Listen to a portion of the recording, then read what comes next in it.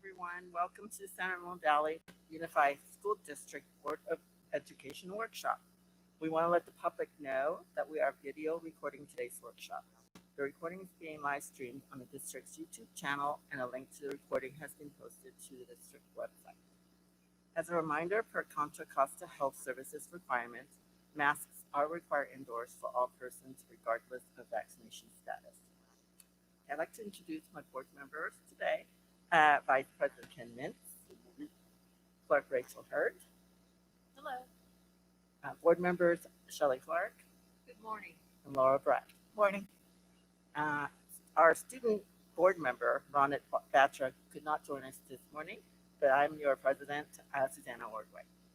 Okay, can you please join me in the Pledge of Allegiance?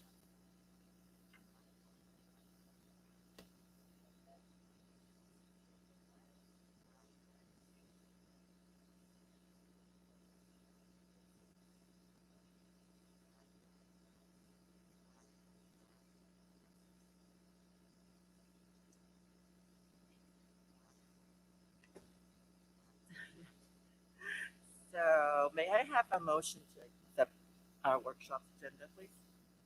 So moved. Second. The motion was made by Board Member Mintz and seconded by Board Member Hurd. Call out vote. Board Member Clark? Aye. Board Member Bratt? Aye. Board Member Hurd? Aye. Board Member Mintz? Aye. Board Member Ordway? Aye. The motion passes 5-0. Okay, great.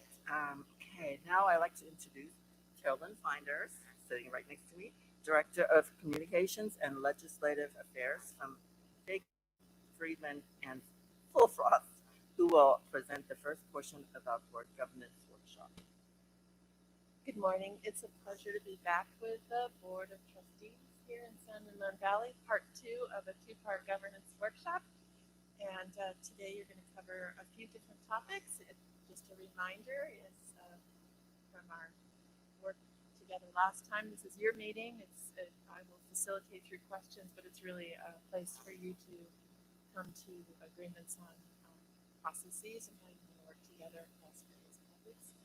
We're going to begin today by talking about the board's role in the area of negotiations, which is an area of tremendous responsibility. As you know, the overwhelming majority of our budgets in public education up and down the state, 1,000 districts plus, is allocated to and dedicated to people. It's a people industry, from counselors and custodians to teachers and support staff.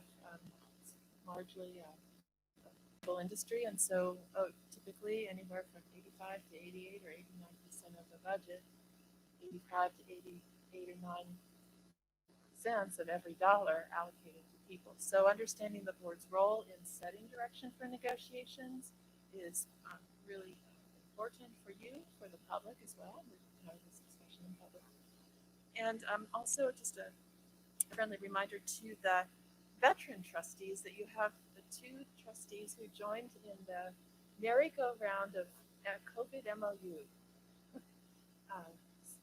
activity, we'll call it. And but prior to that and following that, there is a more traditional rhythm to negotiations. And so your superintendent certainly wanted you to have time to talk about this. That is today's purpose. I reintroduce my colleague Namita Brown. She is a partner in the firm based in our Oakland office. She's also the firm's managing partner. So we appreciate your time, and maybe Namita, just a little bit of information on your background in bargaining, and then we'll just get into this. Good morning, everyone.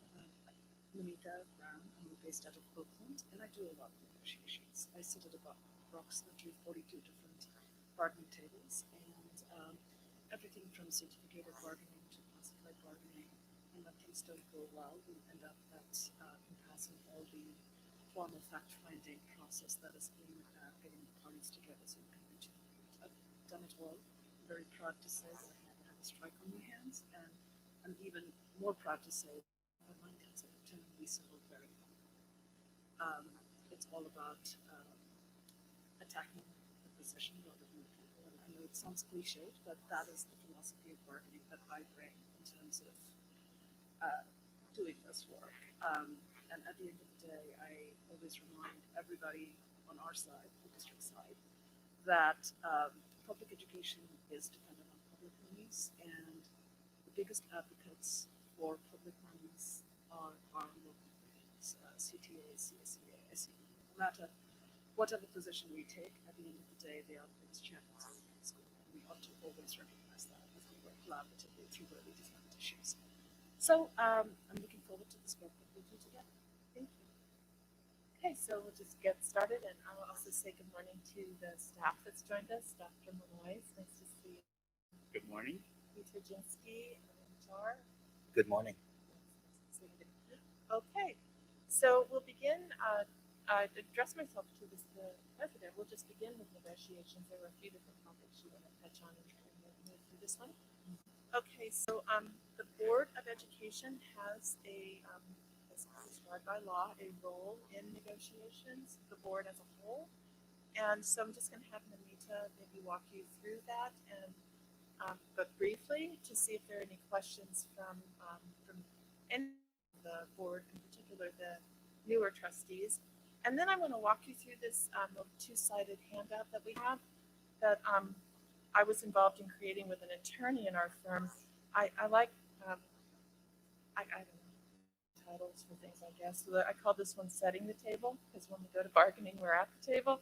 But as a new trustee, and you recall I serve on a board, I remember at about 6 months in thinking I wish I could go back, and I had a few questions where I wanted more specificity to contextualize the work of negotiations. And so this piece is just to your staff as well, just some of the common terminology that be presented with as you work with staff to set direction. And I want to clarify, today we are not setting direction for negotiations. We are not talking about formal negotiations. We're just talking about the process. So just for public, I want to make sure that is abundantly clear. So if I use any examples, they're just hypotheticals. We are not talking about negotiations.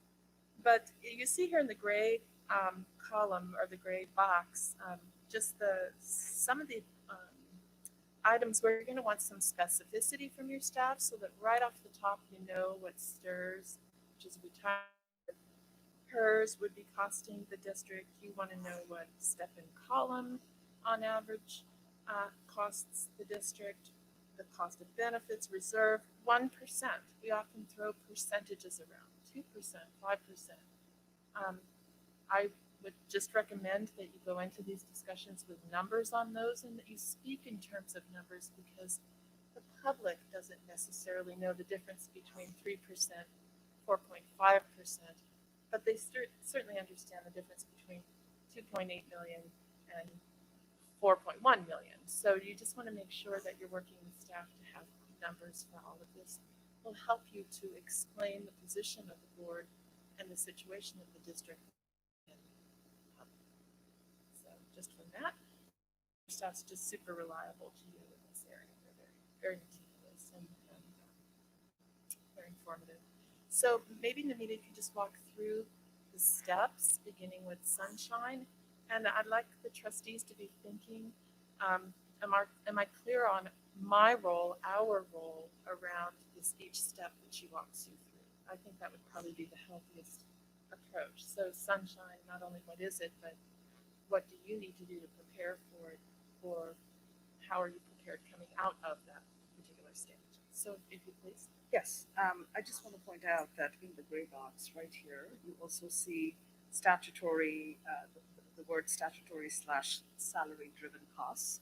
And my first experience was this was when the CBO at the table kept referring it to as fully loaded, fully loaded.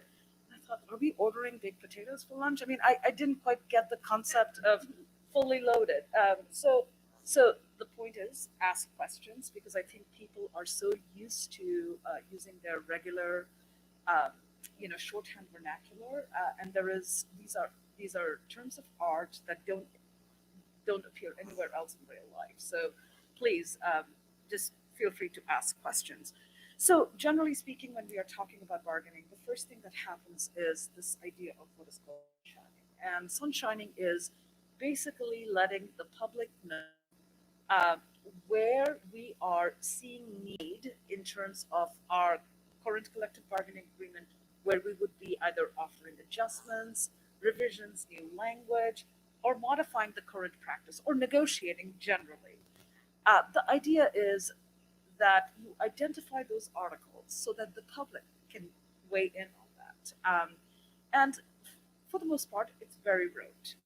The intent of it is to let public know that we are negotiating salaries, or we are negotiating what the instructional workday for a teacher's unit is, so that if parents, members of the community have any input into it, they can come and address the board.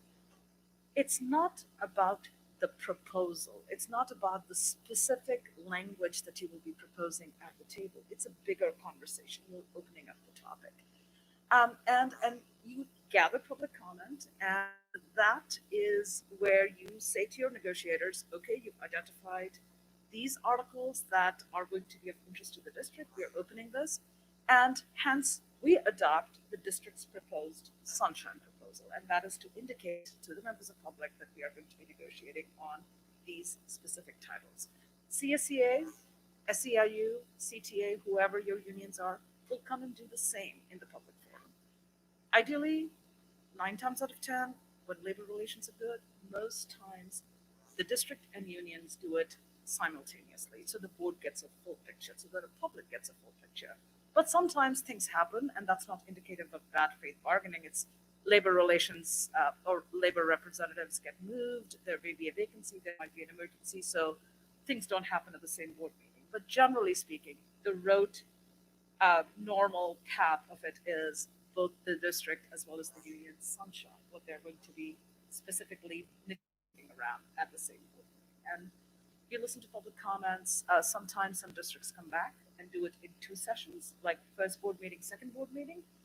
But whatever your practice is, the idea is that let the public know what you're negotiating and you collect public. And then the board, in light of that feedback, gives direction. So that is generally the process. Are there any questions on sunshining? Is it a specific time, like it's every 3 years, or is it anytime anyone Okay, wants? really good question. So generally speaking, in California, a collective bargaining agreement can be for up to 3 years. And so when you bargain, you could have a 3-year agreement. In that 3-year agreement, you could have everything done. You've agreed on aspect for all the next 3 years, and then that contract is closed. Or you could have agreements on the whole language, but say year 2 and 3 will come back to the table and negotiate benefits and salary, because we don't know what the money is going to be. So in that case, you would be coming back to the board in year 2 and saying, hey, we had reopeners, we are sunshining our reopeners, we are going to be negotiating salary and benefits. So there are various permutations and combinations, but generally speaking, it's done on a 3-year term, and there might be reopeners. So it's only when the parties are coming back to the table, that's when you come and do sunshine. It's not when the parties are, I'll just use a hypothetical, say there is a new government that the state has imposed, and we are bargaining what is known as effects and, bargaining effects of that new law. You don't need to come back and sunshine that, because the agreement is already done. This is just an aspect, an MOU that you're doing on the side. So there might be things that come up one-off, but generally speaking, you're talking about the entire collective bargaining agreement. So generally a 3-year term. So that's why we didn't have to sunshine. Correct, because we were bargaining for the most part, effects bargaining. Yeah. Any other questions on sunshine? Okay, if we are fine with that, then you have basically given direction to the bargaining team saying, we are good by adopting the sunshine proposals. We are good with negotiating these particular items or articles in the between the parties. So sunshine is different than giving direction. I want to sort of talk about that, because sunshining is saying to the district and the administrative staff, and I'm not nodding in Keith because generally this is an HR function, and there are ed services considerations that come into play. But generally speaking, human resources is the department that brings many of the items that are going to be negotiated, and you approve that as part of the sunshine. There's a separate process then, which is looking at the parameters. And when I say parameters, what does the board think of in terms of its multi-year projections? What are you thinking about in terms of how you want to see the fiscal breakdown of monies that the district has? Are you feeling comfortable if you go down to your minimum reserve in the third year out? Those are specific considerations, and they are different than sunshining. They are now talking to district bargaining team and saying, HR, as you sit down and start negotiating with unions, our parameters are, and you give the parameters to the district bargaining team. Now, I want to be very clear. I am not suggesting that you propose specifics. This is general parameter at the 30,000 foot level. This is about aligning strategic goals, plans, big ideas and priorities that you have, and aligning it to working conditions, aligning it to salary. It may be a goal around retaining, retention of employees, attracting employees. And so you have to think about it in that level. It's not saying to HR, Keith, you cannot give more than X% salary increase. That is not what I'm talking about. I'm talking about, look, we've got an interest in recruiting and retaining. And our goal is to have the best workforce possible. We want to have the most of, and I'm making this up hypothetical, we want to have a nationally certified teacher in every classroom. If that's a goal, there's a cost associated with it. You are not talking about the actual, you cannot spend more than $250,000. You're talking about the bigger goal, Keith, go out, bargain the best package possible so that we can have our goal of having a nationally certified science teacher in every classroom. I mean, if that's the big goal. So it's about giving direction from a more abstract level, and then allowing human resources and fiscal services and educational services to work collaboratively together to figure out what that looks like. And sometimes people come back. It's not a one-time direction. People come back. The bargaining teams come back to closed session, give you an update on bargaining, give you an update on costs, and there might be times you have to adjust your parameters. You may have to adjust your direction to the governing team. But the governing team basically is doing the mechanics of it, and you're setting the big picture in terms of giving them authority. So it's almost like telling your kid, I should equate human resources to children, but since I have a 16-year-old, everything in my life is about money at this point, and teenagers. So it's about, we've given you $100, it's going to last you, and so how are you going to cut over that $100 over a 3-year period? How do you want to, you work with the unions to figure out where their priorities are, where our priorities are, and you shift that. So that is generally what you talk about when you are talking about direction to the bargaining team.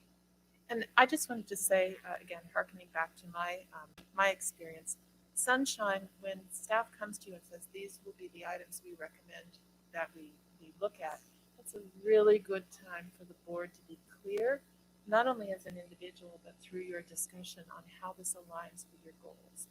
And I remember discussions, how is this going to advance our interest in X, in Y?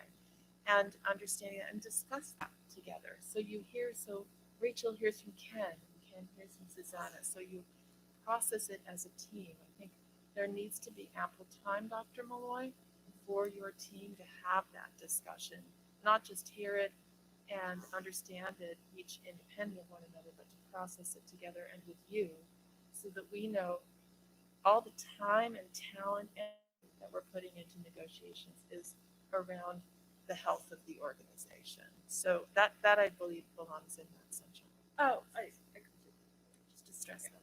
Yeah, can I just ask a clarifying question? So all of this sunshining all happens in closed session? No, sunshining happens in open session. The board adopts the sunshine session.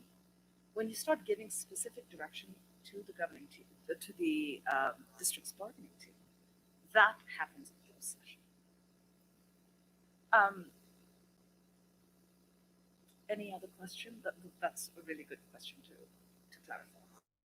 Any other questions? Okay. So I think you have given direction to your bargaining team. The bargaining team is working hard. They have multiple sessions. They come and report back to the board in closed session. And then the bargaining team reaches an agreement with the union. I'm giving you the mechanics, so there are going to be nuances. I'm giving you the bigger picture first, and then let's talk about all the other steps, such as communications throughout the way. But let's talk about the process first. They reach an agreement. The agreement comes back to the board before it can be implemented. The union takes the agreement that the parties reach to their members. The members ratify it. Once it's ratified, it comes to the governing board. The governing board ratifies it, and then it is implemented. There are other steps that the superintendent and the CBO have to do at AB 1200 and certify that we can actually afford to pay for all the fiscal commitments that we have made, and then it's approved by the County Office of Education. But that's more of a reporting obligation. It's not part of the negotiations process. It gets to be part of the negotiations process sometimes in years where we are on the cusp of getting from a positive certification to a qualified certification in a multi-year projection.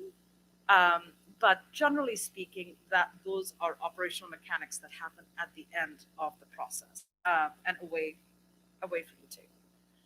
So that is the easy part when parties reach agreement. Sometimes parties don't reach agreement. So there are places where you may have reached agreement on 3 issues out of 5 that the parties were negotiating, and I'm just making that up as an example. And then the parties don't have agreement, and you go to what you say is you declare impasse. That is, we both have reached a place where we're at impasse, and we need the assistance of the third party, the trained third party, to come and help us move, or come and help us reach a deal. The third party under California law that comes in and helps us comes from the Public Relations Board, PERB. This is the entity that oversees all public employment in California. And have a mediator who comes in and tries to assist the parties to reach an agreement. In my experience, when you get the help of a third-party mediator, when you declare impasse, you've gotten to a place where both sides are pretty entrenched. People have very specific positions. And I want to say to you today very clearly that when the mediator comes in, it's not about the merits of anybody's position. It's the sole purpose of the mediator is to get a deal. So this idea, but we are going to be in deficit spending and we are going to be in qualified budget, does not mean anything to the mediator. But the district cannot retain any employees, and our employees are leaving, which may be a position of the union, is of no value to the mediator. The mediator is only there to mediate and get the parties closer to an agreement. If it happens, we're done. We have an agreement. We come back, parties ratify, we move on. But if that doesn't happen, then you get to the step of what is known as fact finding, and that's where merits matter. That's where the merit of our position matters, and that's where evidence is taken in. And so generally, under California law, when you get to fact finding, you have what is called a fact-finding panel. So there is a neutral appointed by the California that both parties select, but it's a neutral that appears on the list of PERB's list of fact finders. And then both parties get to appoint one member of their own. So when I say one member of their own, not who's employed or not who's a member of the union in the local agency, but generally for unions, it may be an emeritus labor rep. For districts, it may be an emeritus CBO, or it may be somebody from another district who understands finance. It may be an expert from school services. Somebody, if the numbers and money are the issues. So you would get a third-party appointment on the fact-finding panel. So you've got a panel of 3. And then you come back, and it's a very timeline, like a 5-day timeline. And you come back and you appear in front of this fact-finding panel and you present your case, if you will, why we are offering the best, why this is our last best and final offer, why we can't offer more. Panel considers all that, but guess what? They don't reach a decision right then and there. What they do is after your presentation is over, both sides, they separate you out, and then the panel engages in what is known as shuffle diplomacy. They are trying to get the parties together. Again, a kind of forced mediation, if you will. Because fact-finding reports, writing a fact-finding report is not something any panel wants to do. If there is a way to reach a deal between the parties, they try to do that. And if you look at the numbers, fact-finding panels, if you get to that level, they will end up resolving most of the disputes between the parties. But if it doesn't happen, if a resolution is not reached, then the panel has to write a report. And when that report is out, it is intended to be confidential for 5 days. And the reason for that is, again, it's a boost and that nudge to the parties. We're not ruling for you, we're not ruling for you, try together and reach a resolution. And sometimes it happens, and sometimes it doesn't. And if the parties can't reach an agreement during that 5-day period, post-report, then the fact-finding panel issues its report. It is public. Then district and unions have to figure out what they want to do. The district can adopt the fact-finder's report, it can reject the fact-finder's report, or it can modify the fact-finder's report. It is not automatically binding on the district, so I want to be very clear about that. But it's not an easy analysis, because if you're going to reject a fact-finder's report, there are consequences to that action too, publicly. If you're going to modify the fact-finder's report, there are consequences to all of that. And I speak as a form of an example. A few years ago, a fact-finding report came out. It was against the union on certain portions of it, and it was against the district on certain portions of it, a local barrier district, large district. The board decided that it cared to implement its last best and final offer that it had made in its round of bargaining before they declared impasse. That's what they implemented. You can unilaterally implement it. You don't need the other side's agreement once you've exhausted the process. And the union then did a strike, a 2-day strike. That is the progression.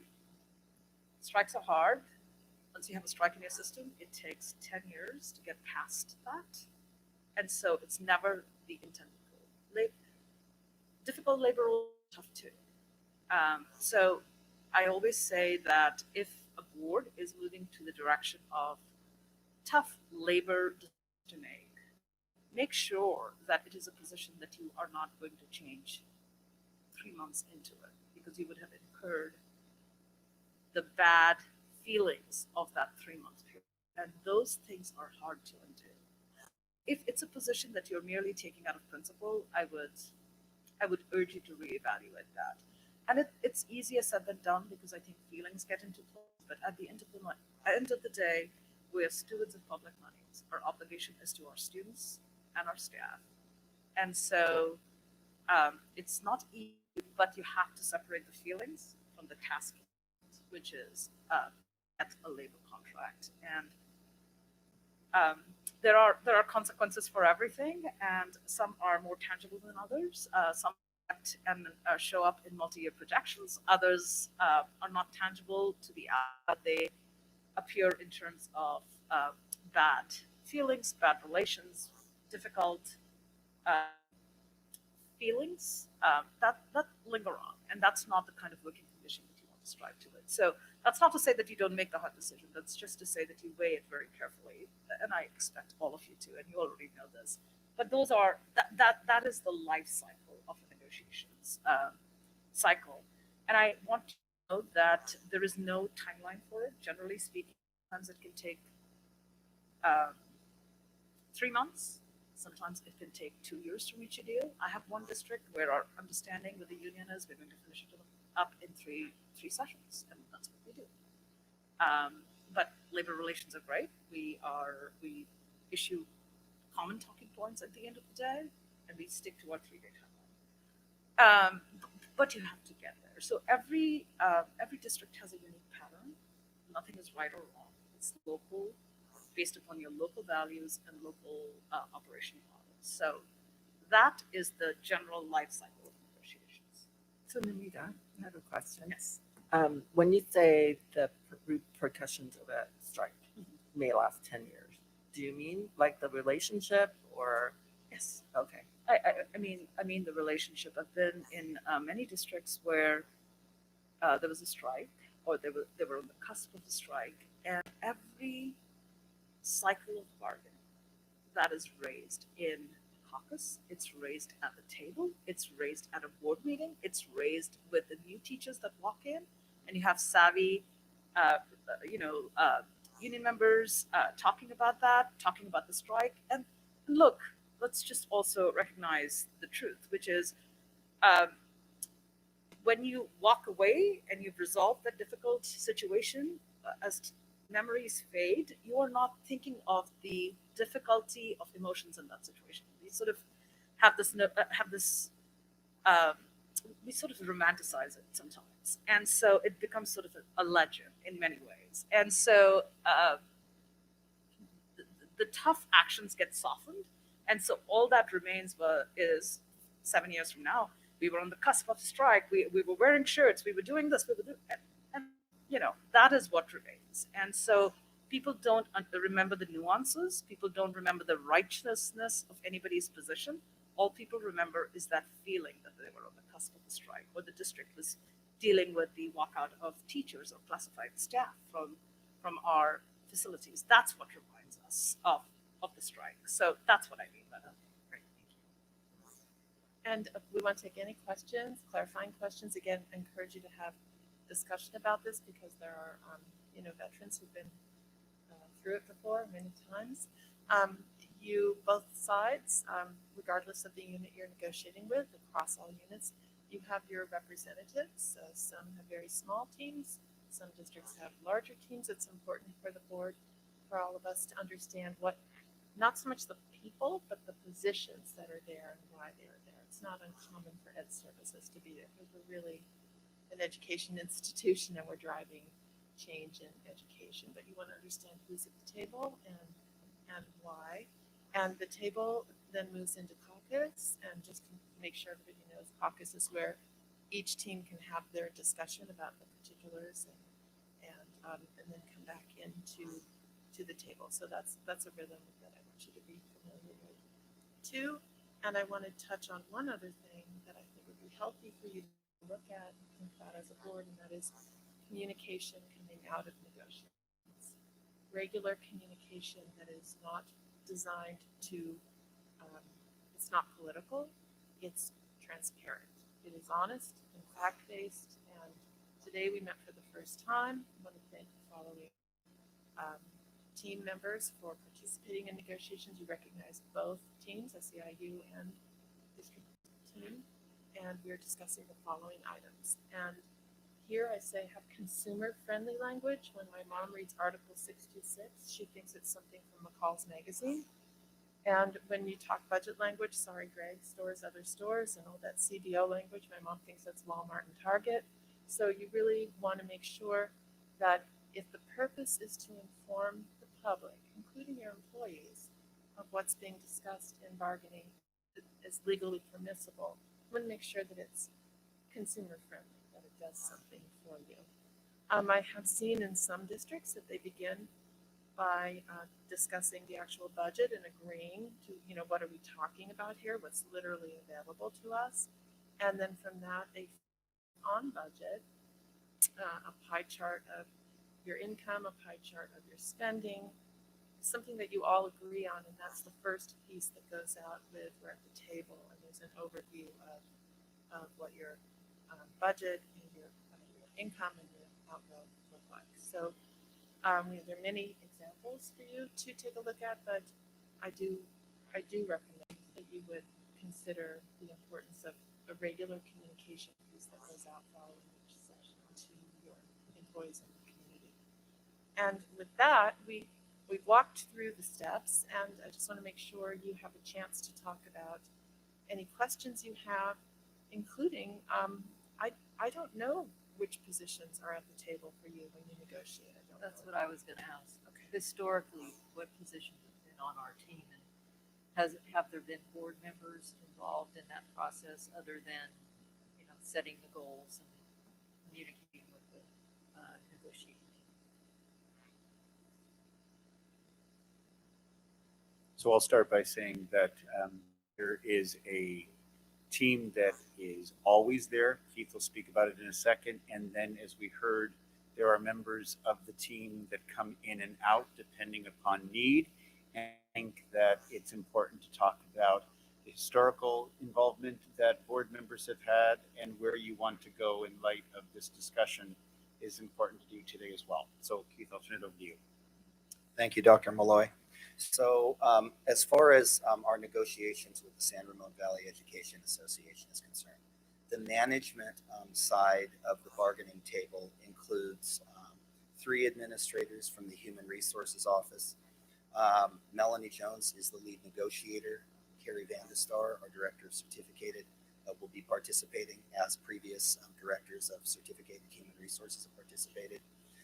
I participate in most, but not necessarily all of those sessions. We do have a representative from the special education department, and the reason is that oftentimes special education issues come up. And so we found that having a special education representative is helpful. We also have a representative from Educational Services. It's Christine Guajardo, has primarily served in that role. And obviously, we have a lot of issues, but many of the contract provisions that we discuss and the concepts do impact, teaching and learning. And so we feel that it's really important to have a representative from Educational Services on that team. We oftentimes have a representative from the business side as well, because there are obviously financial implications for a lot of what is being discussed, whether it's salary, health and welfare benefits, class size, etc. We also have a couple of school site principals represented. We have an elementary and a secondary principal serve on the panel, and then that basically is the core group. We do have what I sometimes call guest appearances. And that's because we may have need to talk about something. We may decide at the end of a session that there's a particular topic that we want to discuss next time. And sometimes we will suggest that we want to have a representative from perhaps an extra representative from the department, from a department participate. And sometimes the teachers will basically suggest the same things to us. They want to have perhaps, if we want to talk about special day classes in particular, they may want to have an elementary and a secondary special day class teacher participate. I left out one important component of the district's management team, and that is a board representation. So on the SRVUSD side, we have had one trustee in the years that I have served here participate as a member of the team. It's been Rachel Hurd. For a number of years, Rachel participated primarily in caucus and was an away from the table participant. But during the last couple of years, starting at the end of 2018-19 school year, she's participated more actively and has actually had a seat at the table.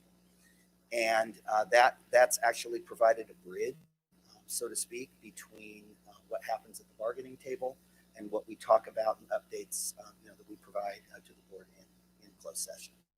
So that's been the primary composition of SRVUSD bargaining team. We have different representation on our classified bargaining teams. For CSEA, it's primarily myself, our executive director of human resources, and our classified human resources director serves on both the CSEA and the SEIU bargaining team. That's the core group from human resources. We occasionally have a business representative participate, but really only, that's more of a kind of a special guest appearance, only when we're talking about things that have financial implications. On the CSEA side, because such a large part of that bargaining unit represents paraprofessionals, and there are so many special education paraprofessionals. We do have a special education manager participate on that team. And because so many of the things that we talk about and issues that we discuss will oftentimes impact child nutrition, our child nutrition services director also participates as part of that CSCA team. For SEIU, we have classified management, again, the same core human resources.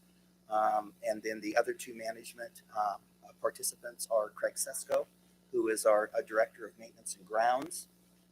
And we have John Hillman as our director of custodial services also participates. And again, SEIU represents primarily those families of employees. And so that's why we have those managers participate. And the only thing I'd like to add to the conversation that Keith and Melanie and I have had is I personally come from the background that says keep the team small and bring people in as required. Even on the Servia side of the house, we're having conversations to shift that because it's too many people in a room when we have that. Negotiations are exceptionally important, but we also have many other things to do. So one of the things we're exploring is how can our HR team, which we trust, Keith, Melanie, Karen, Tanya, take the lead, be the focus, and have some I would say more in and out as required, as opposed to the entire group staying the entire time, which is why I think I share that with you because that should inform how you want to be present to that as well. In other words, I really believe strongly in a small table, even if the other side likes to be large, a caucus, and bringing to the small table the expertise because we're talking about A and B today. So in other words, certain people are on speed dial that when Keith calls, Christine knows what she's doing and moves in. But Christine doesn't necessarily, this is the vision I'm bringing forward, sit there all day. Okay, so that's something that is a shift from what Keith and Melanie have explained to me in the past, but it's one that our team knows I feel very strongly about because we could be in negotiations for quite some time, and we can't allow other aspects of our work to be impacted by that, even though, as we started this meeting, negotiations are exceptionally important. So I want to offer you that context as well as you think about either further questions regarding what you heard Keith or me say, and then how you want to approach it going forward in terms of your involvement and how you want to in light of everything that we're talking about. If I can, one question that I've had, and we've had some discussion about it, and I asked this just for understanding of process in our practice.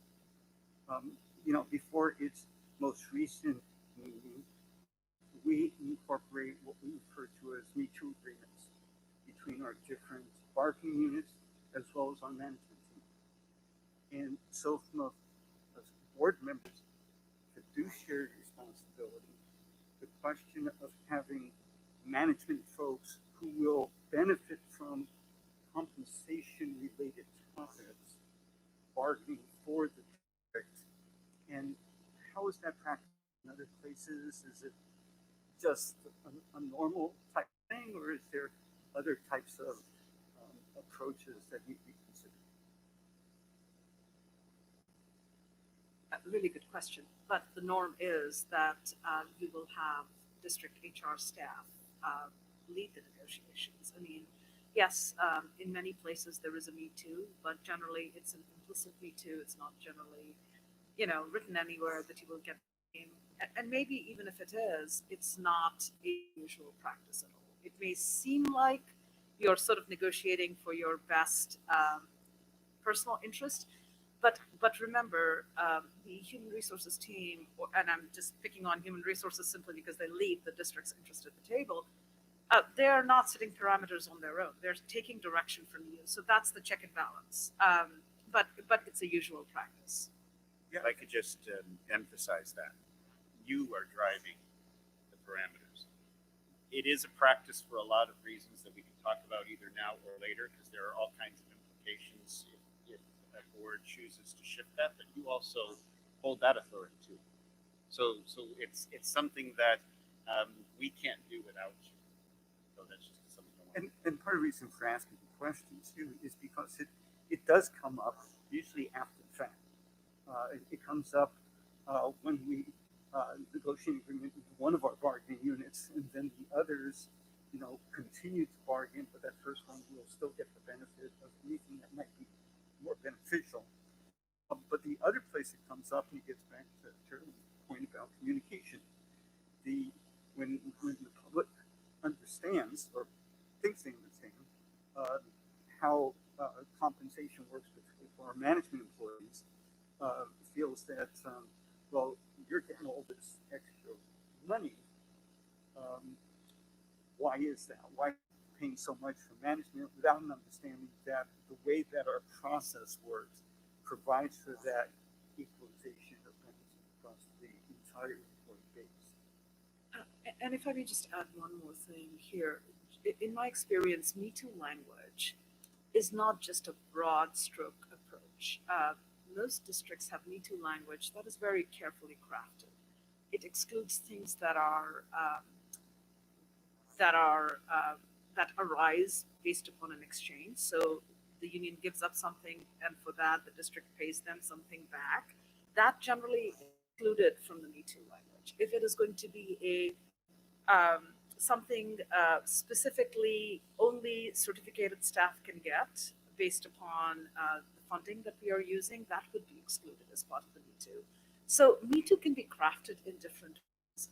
And I think it is incumbent upon us to make sure that that we are showing the public that it's the utilization of public monies in the best way possible to reward each bargaining unit, and not just a function of, and I don't want to say like lazy tactic, but really it is also that there are going to be streams of revenue that are only going to be available for compensation for one unit versus others.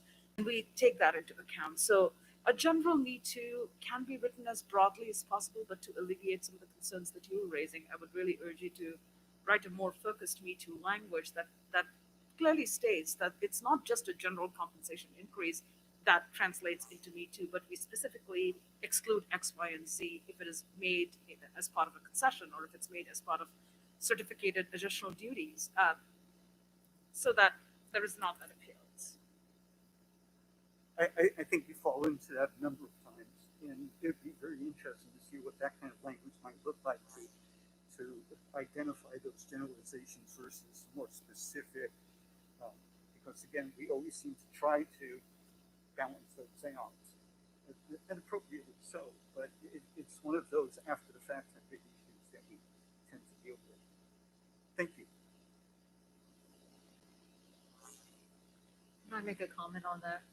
Coming from the private sector where unions and management are kept separate and their compensations are generally kept separate, at least in some of the organizations that I've worked in, I think the public has a hard time, and me included, had a hard time understanding why when the union negotiates a new contract that management automatically is included in that, and that's the way that it's done in the education system. So I think it would be incumbent upon us to provide better communication to the community about the philosophy and what's behind making those kinds of decisions and why education is treated differently. Many good points about communication, so I think there's going to be some healthy work in that area for you moving forward. And I would just say we don't want to relegate communication or fail to address it unintentionally. Everyone's busy until things are really turbulent, and now suddenly we're communicating in earnest. That's, we owe it up front to declare the direction we're moving in, the thinking behind our negotiations.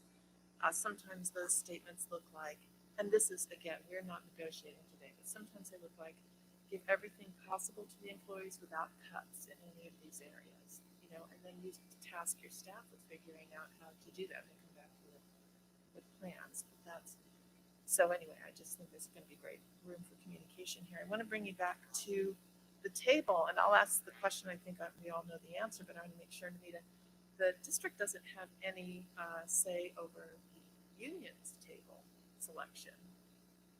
No, the union is a separate standalone organization. Who they bring to the table is within their prerogative. There are some collective bargaining agreements that cap the number of subs that or backfills that they would provide for the union. But you get into pretty difficult situations with the broad generalization that the law provides for union memberships to be at the table. So we don't get to say, for poor employee, they should not be appearing at the table. That is not our purview. So then back to the district's team. Thank you, Anita. Thank you. Actually said the answer may be obvious, but I was thinking the answer, so it wasn't that obvious to me. Thank you. So back to your superintendent's recommendation that you have a smaller team and then you accordion it. If you need to bring in people to comment on particular topics, you'd access that expertise. Prudent, especially if negotiations is protracted, and even if it's not, you have so much work to do. I imagine you want Christine at mission control over there in education, rather than sitting for 8 hours in bargaining. So with that, you do have a trustee who has historically or recently sat at the table, and so maybe we should talk about, do you want to continue that and under what process? And I address myself to you, Rachel, because you're the one there, and maybe you could just clarify what was the rationale behind that. It's not unusual that a trustee would be at a bargaining table, but it isn't typical either necessarily. And so just background so we understand. And thank you if you don't mind taking this one. So let me clarify, because there was a change right around when Keith joined. So before 2015, I was at the table from when I joined and the precedents went back before that. Joan Buchanan was at the table, I think, from 1991 or 92, whenever those changes So Joan was continuity there forever. When I joined the board, I was asked to join also, so both of us were there. Can you not hear me? Okay. Do you want me to repeat? Okay, so the precedent goes back to Joan Buchanan being on the board. I don't know what year it was, 90 and 92, or whenever that big change in the district happened. So when I was elected in 06, I was brought on kind of like a junior member right then. So there were both of us at the table until Joan left the board and she was reelected to assembly. And so I sat with the team. When I ran for reelection in 2014, and the discussions with Serbia through the endorsement process and like that, there was a little bit of unhappiness. There's been tensions about money for a long time. And so in a very thoughtful conversation with superintendent at the time, Mary Shelton, and the lead negotiator, Jessica Romeo, it was agreed that it would be better. They were, I think, protecting me, that I would sit with the team in caucus, but not be at the table. And then over more recently, in the change that Keith referred to, Serbia asked for me to be back at the table. And so I don't know if it's necessarily the right thing to do. It has a long precedence.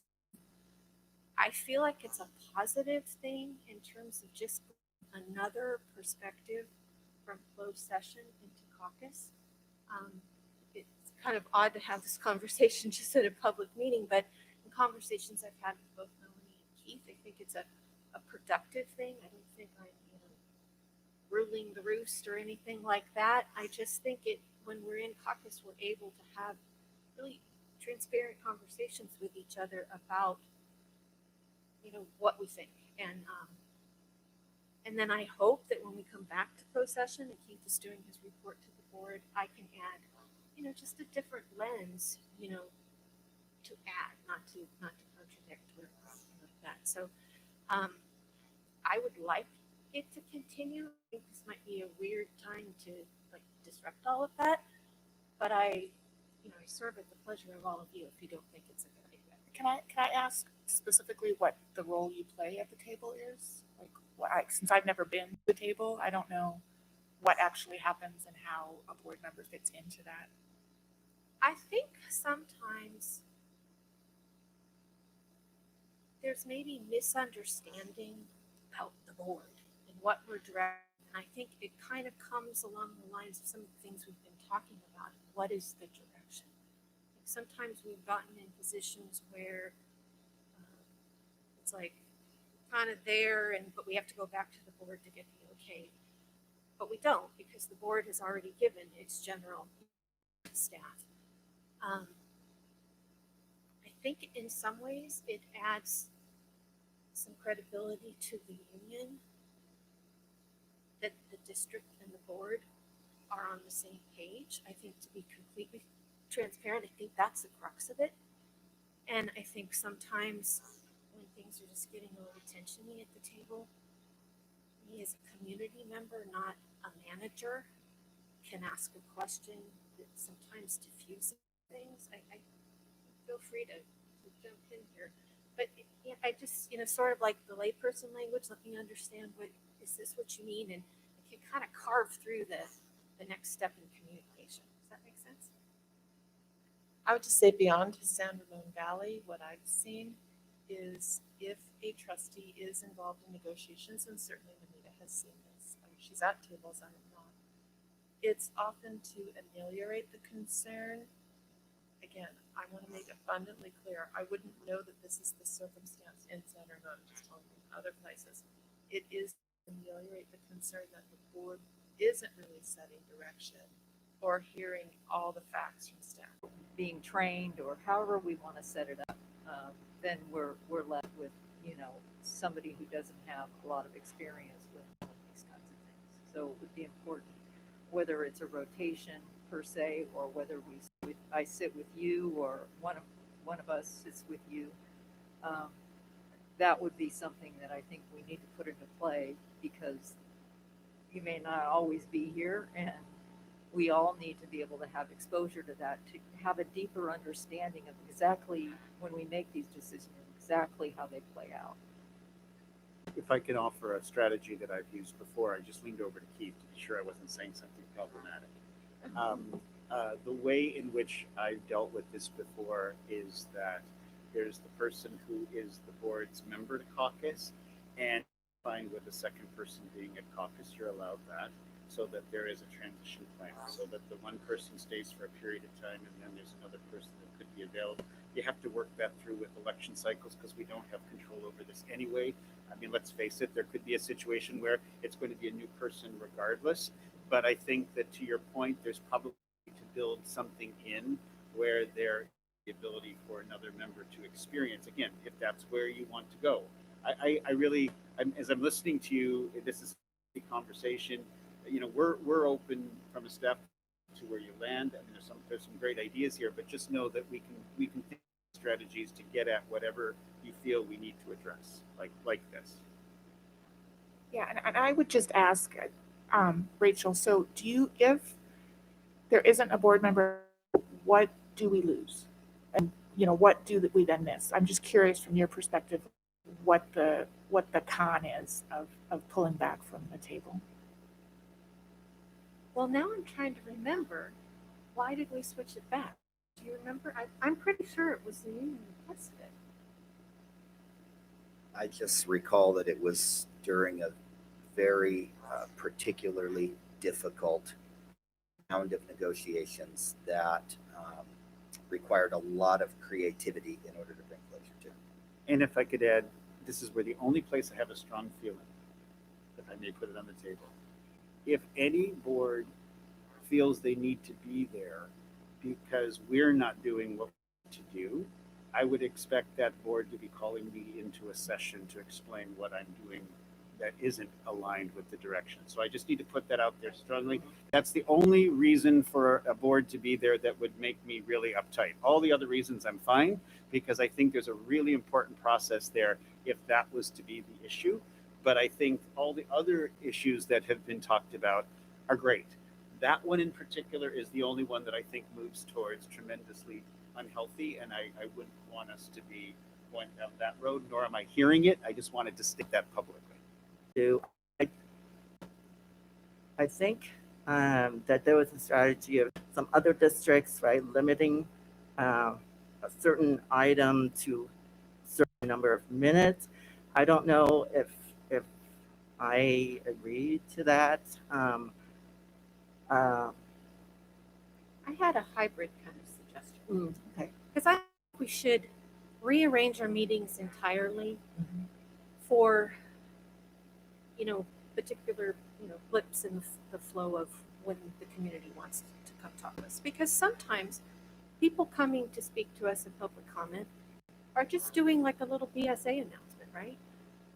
And those kind of generally, not just because they could send us an email, but it's an opportunity for them to say to the whole community, this is happening, blah, blah, blah. So I was wondering if rather than moving unagendized comment to the end, what if we limited it, or I should say, put it where it normally has been for 30 minutes. And then anything beyond 30 minutes would bump to the end of the meeting. And so we deal with the stack of cards, we sort them by topic. Anything that's a one-off would go in, and then anything that were 2 or 3 piles that had speakers, it would go by when they were turned in. So we'd end up with roughly 10 speakers. Maybe it'd be 9 by the time you have the transition time coming up and down. Maybe we just say it's 10. And then anyone else could come at the end. But I think that would still allow, hey, we want to hear from our community, but it wouldn't allow our meeting to be taken over by a rally that's on a specific topic that isn't agendized. And those folks could stay to the end and come to it, but it wouldn't take that beginning of the meeting time when people are watching from home or people are here. The idea of using our flexibility to shorten their time, I think is really tough if we're honoring that they put their thoughts together and came up with what they wanted to say. And I really believe that most people who come to talk to us have something to say to us and are organized in what they want to say. So I think cutting them off with little notice, going from 3 minutes to 1 minute is a pretty big shift. And I also think that just putting it at the end of the meeting makes it really tough because our families, kids, they need to put to bed. So that's my compromise It idea. especially makes, like a student or someone that wants to speak, it makes it difficult for them to stay until 10:30. I think that that's a really good compromise because I also would be worried about the shortening or the cutting people off or limiting in that earlier session. I think that just part of our meeting is to allow space for people to be able to speak to us. So, but at the same time, we do need to do something because it's not working the way that when we're at midnight and then those that want to know about that last item on the agenda item are having to stay out and so yes. A couple of quick thoughts. One is, I think that's a really good idea. I think there's a certain onus that we would be under as a board, though, given our 10 o'clock limit and unanimous consent for moving the meeting onward. I think there needs to be some understanding among the board that we're not going to then cut somebody off because, okay, we got to 10 o'clock, and so now we don't have to listen to the 100 people that are still in the room. So I think we have, I don't know if there's anything we need to change procedurally about that, but I think there needs to be an understanding about our desire to hear from the public. The other, if we have 60 people, I think there could be a certain limit that we can place, not on the number of speakers, but on the amount of time. If we have more than 20 speakers, for instance, cutting it out into 2 minutes instead of 3 is normal practice to a number of agencies. And appreciate that people do, prepare for 3 minutes, but I think there needs to be an understanding because one of the things that I do see is people come with their 3 minutes and they also come with their 5 minutes and they're not really willing to stop when they're supposed to, nor willing to agree to one of the things we ask is if you're just restating what someone else has already said with the same opinion, it just let us know that you agree. Groups like the California Public Utilities Commission, the legislature, they have, opportunity for 2 or 3 key speakers on the topic. That is time, and everyone else, the long line, only to say who they are, who they represent, and their position. And that's it. And you have a lot of people that just come up and say, I agree with that, the current previous speaker. I'm not ready to go to that point. However, I think that in the need to make the meetings, our meetings, make them appropriate, efficient length, being able to limit the amount of time for folks, hopefully we can start moving them in the direction of, it's different people every time, in the direction of being as concise as possible, not feeling you have to use the entire time when that happens. If we are going to move to that, then it's going to be important to have the criteria very clear about who goes first and who gets in that 30 minutes. Because then that becomes a thing. Like, is it the person that gets here first and gives you the card first and you're putting a time on each card? Is it by topic? Or it's going to be more complex for Cindy to navigate trying to decide who's in that 30 minutes when there's, 40 people that want to talk. From a staff perspective, I really think that this is a great idea to consider, but we might just have to take it in the order that the cards come in. I really don't know if we could start to group in themes, and then it becomes whose value judgment decides which theme is more important. I just offer that because that could get a little bit awkward, but a great idea. It's just we may not be able to fulfill a sense of what are we basing whose voice goes first on. At the moment, does unagendized this card have a topic for non-agenda? It's just a list, like I wish to speak on agenda item number, and then the person. Okay, so I don't think we could do my suggestion without adding if it's non-agenda items, if it's a topic. And if it's, pass, no pass, grade, whatever the thing, then we could group them. My only point in the suggestion was so that the one-offs could get heard, and then if there's a protest there that day, you'll hear from as many of those. That was really kind of the gist of it. If staff think that would be too hard to manage, I'm all for that's a bad idea. No, I think But that's the gist of it. you just clarified. So if I could, because we'd have to write this, Cindy, so I'm going to speak this and then we'll see if this works. So what I'm hearing you say is that if it's a non-agendized topic, they have to state their topic. Obviously, we gather all those cards. It's easy to put those topics in a pile. And then if they're one-offs, then they actually get to go first versus those that have multiple people want to talk about the same thing. I want to see if this, if I may, a legal consideration to what we're talking about, because I think that is doable, but it might have some other vulnerabilities. So what I worry about is there might be a limited group of people that are putting in cards for non-agendized items. And so what I don't want is that the first 10 speakers that you select is de facto the 2 people. They may have 10 cards between them. Okay, so there might be some people who put in multiple cards on multiple different And we only allow one. Okay. speaker on it. Okay, all right. Already in the bylaw. Okay, perfect. So that works. And I guess the other Sorry. thing is then to address what Ken was getting at. That way, if there is an issue, whether it's about new vaccine mandate or whatever, the folks involved in that issue might kind of coalesce around 1 or 2 speakers so that their point gets heard rather than having 30 speakers. Exactly. And there I have seen boards say, there are 80 speakers on this topic. I'm going to ask that could you reduce your comments to the board under 3 minutes, please? Or,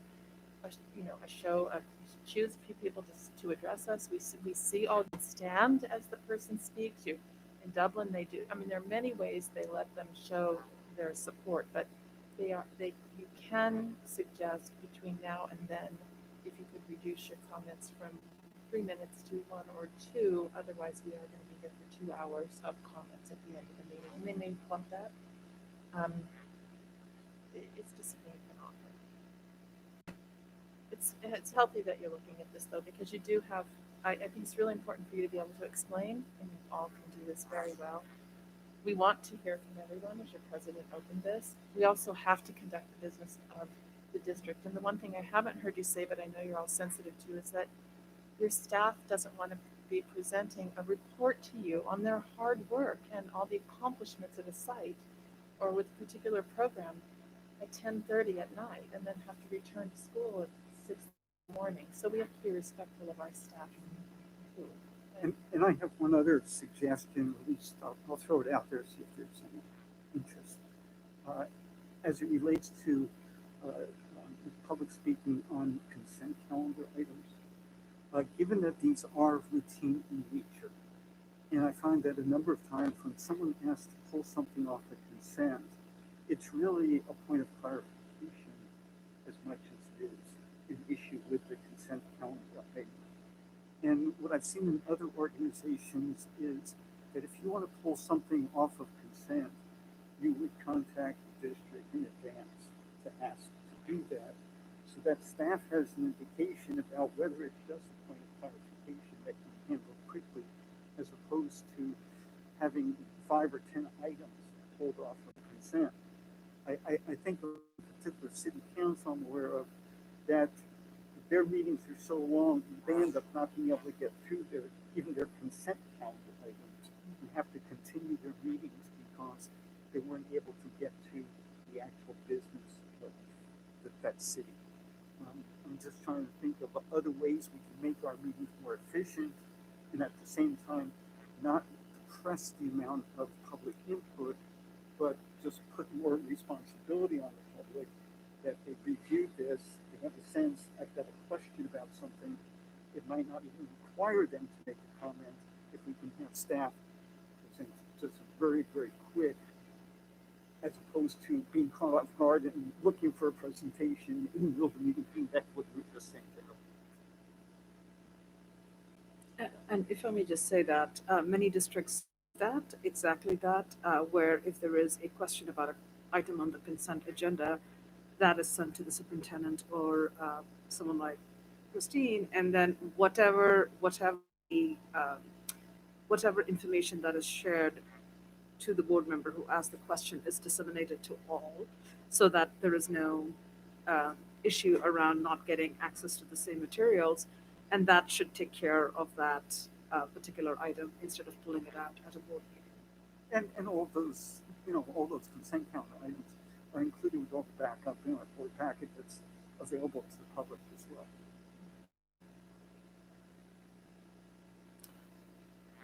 Do I need to extend? Okay. Right. Can I have a motion to extend maybe 5-15 minutes, so up to 11:45? So I'll second. So right now we're hearing that if we were to have 30 minutes of non-agendized public comment beginning, we'll continue at the end. We'll be clear that the yellow card, you need to fill in the topic. We'll sort those as quickly as I can with a clear direction that if there's one voice, then we're going to let those go forward. If there's multiple voices, we do want to hear you, but it may have to go to the end if we run out of time at the 30-minute mark. That's number one. The second one is to put out a message to say that, again, if this is your interest, and I don't know if it actually has to be formally passed through a meeting related to the bylaws, because I guess it does, this idea that we would consider how people who might want to, from our public, lift a consent agenda item, that there's a process to do so, but why don't we kind of take that back and we'll craft something and bring that to a board meeting. The other thing that I've heard, even though we haven't gone there, is simply the lateness of hours and how it sometimes impacts staff and you doing the work. One thing we haven't ever talked about, at least since I've been here, is potentially moving meetings up so they start earlier. I understand when people are commuting and such, we don't want to exclude, but some districts have moved from 7 to 6 just they can get started sooner, so they're kind of hopefully still ending in the 10 o'clock frame as opposed to the 11 o'clock frame. Again, something that I don't think we need a vote on, but if you were open to, we could consider as well. We kind of danced around that a bit, but we didn't kind of go there, so I thought I'd mention it. Is there anything I missed that we should take away from this conversation and potentially craft and bring back to you, like the consent agenda piece? Yeah, we've covered, yeah, all the different areas. Is there any openness to consider a time, Earlier? bringing the time earlier? I mean, Well, I understand. especially since it actually may work out if we are moving part of the public comment to the end. And if we, so if we start earlier, that some of the public comments that have to go behind may go, right? Not at 10:30 or 11 or something, but actually moving it up to like 9. The truth is, we're all already here most of the time by 5:30, 6 o'clock anyway. Yeah. So it's a question of how early you have to move closed session in order to accommodate the 6 o'clock start. So that would be more of the issue. If there's an openness, obviously we're not doing anything for this month. I'll kind of get a pulse, and then we'll share with our community what we learned. Again, this is not something that needs a vote. It just means it's a housekeeping piece to say that we're going to start the meeting at this time. I'll do some work with you, and then we'll get back to our public about that. Okay. Okay. Public comment. Oops, I have to say this first. Okay, so we're coming to public comment because this is a special meeting of the board. Public comment is only allowed for items on the agenda, which is the board governance workshop. There will be no public comment for non-agenda items. Please note that it's only one item on today's agenda. So Helen of Doherty Valley, I know I've gotten 2 cards, but it's actually just one item. So it's really just one. You get to speak on one item, 3 minutes.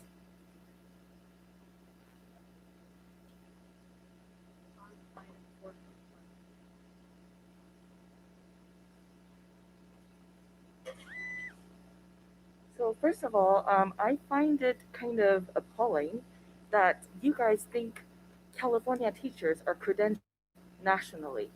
The lawyer here mentioned about if you want to hire nationally credentialed teacher, none of you stopped her. What the? This is California. Teachers are credentialed by state. I would like to know the credential of this lawyer that you hired. I suspect that she was credentialed and trained somewhere else, maybe even in a foreign country. The whole almost 5 hours to 6 hours I have sat through listening to you guys and her last workshop and this workshop. I think you guys are in a different country. This is just wrong. Also, she mentioned that fact-finding report can be modified. What nation of laws would allow you to modify fact-finding? Oh my goodness, is that going to be opinion, lies, or what? Misinformation? What the? Seriously, can we get a different legal advisor, please? I seriously don't think that we have any more reason for people to sue you because we're now hiring unqualified teachers because teachers are paid by experience. Why is it important for a teacher to be credentialed? I was credentialed. In a credential program, you learn how to teach. In undergraduate courses, you learn your subject matter. That doesn't mean you know how to teach automatically. My credential as a multiple subject credential, I was taught how to teach K through 8 in California. Now, not every year I may be assigned to teach the same grade because it depends on the site needs and my principal's preference. So during my credentialing program, I learned how to teach each subject that I'm competent to teach according to age appropriateness and proven curriculum and pedagogy that are taught to me by my mentor teachers through student teaching. Do not discount and underestimate that program. That's what makes a competent teacher, excellent teacher. Do not discount that. You need money to hire and keep seasoned teachers. Not everyone knows how to teach, even if that person graduates from Stanford or whatever. No, please do not do that. Also, I really was appalled that one of you guys said that, you should Thank you, defer. Helen. That's 3 minutes. Public comment really should be allowed for me to continue. Otherwise, you guys should not have public comment on there. I request to speak for another 3 minutes. Please respond to my request. It is No, I think that the way it's listed, that is the process, right? The procedure. That's the way we have to list it. It says comment, but the public comment, unless it's on a non-agenda item or on a regular meeting, if it's a public comment on a special meeting, is only on this item. right. So it's So just I this will be item. speaking on this item. No, you just did. You No, have, you guys misunderstand how that works. Then you should not list public comment. If you're required by law to list public comment, I should be allowed to continue. President Ordway, I just would like to interject that we received legal advice on this matter. This is under the Brown Act and by law, and it must stand. Thank you. Thank you. Okay, so with that, I'm going to adjourn our workshop. Okay, may I have your legal opinion be emailed to me, please? Thank you.